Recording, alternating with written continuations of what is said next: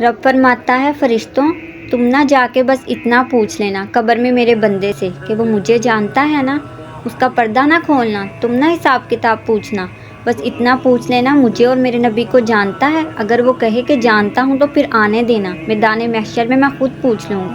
اور مسلم شریف کی حدیث ہے، میرے رسول پاک علیہ السلام فرماتے ہیں اللہ اپنے بندے پر اپنی رحمت کی چادر ڈال کے پوچھے گا، لوگوں سے چھپا کے پوچھے گا، یہ گناہ کیا تھا؟